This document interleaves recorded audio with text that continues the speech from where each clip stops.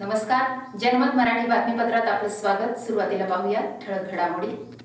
धारदार कोयता बाळगणारा रेकॉर्डवरील तडीपार आरोपी जेरबंद करून धारदार कोयता जप्त. गुन्हे शाखा युनिट क्रमांक 2 ची कामगिरी.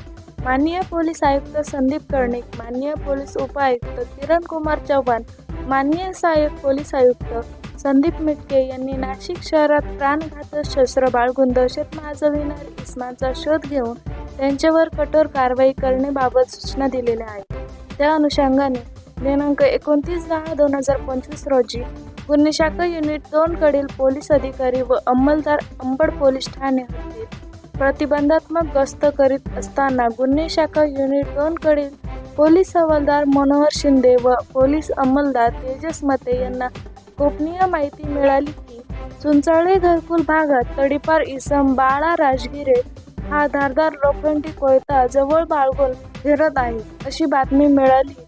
सदरची बातमी सहाय्यक पोलीस निरीक्षक हेमंत तोडकर, प्रभारी अधिकारी गुन्हे शाखा युनिट 2 नाशिक शहर यांना दिला असता त्यांनी बातमीची खात्री करून कारवाई करण्याबाबत आदेश केले. त्यानुसार गुन्हे शाखा युनिट 2 कडील पोलीस हवालदार मनोहर शिंदे, वाल्मिक चव्हाण, पोलीस अंमलदार महेश खांडबहाले, तेजस मते, जितेंद्र वजिरे अशांनी चुंचाळे घरकुल परिसरातील बिल्डिंग नंबर 25 चे पाठीमागील रस्त्यावर सापळा लावून बातमीप्रमाणे खात्री केली असता सदर ठिकाणी रेकॉर्डवरील तडीपार आरोपी बाळा राजगिरे हा दिसून आल्याने त्यास जागीच पकडले.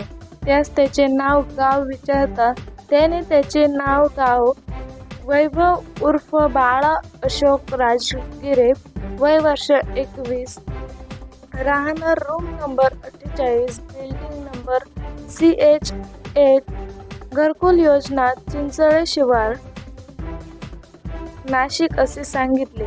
त्याची अंगझडती घेतली असता त्याच्याकडून 500 रुपये किमतीचा धारदार लोखंडी कोयता मिळून आल्याने तो जप्त करण्यात आला आहे. तसेच हद्दपार आदेशाचे उल्लंघन केले असल्याने त्याच्याविरुद्ध पोलीस अंमलदार तेजस मते यांनी भारतीय हत्यार कायदा कलम 425 व महापोलीस कायदा कलम 135 तसेच महापोलीस कायदा कलम 142 प्रमाणे अंबड पोलीस ठाणे येथे फिर्याद देऊन आरोपी यास पुढील कारवाई कामी जप्त मुद्देमालासह अंबड पोलीस स्टेशनच्या ताब्यात देण्यात आले आहे.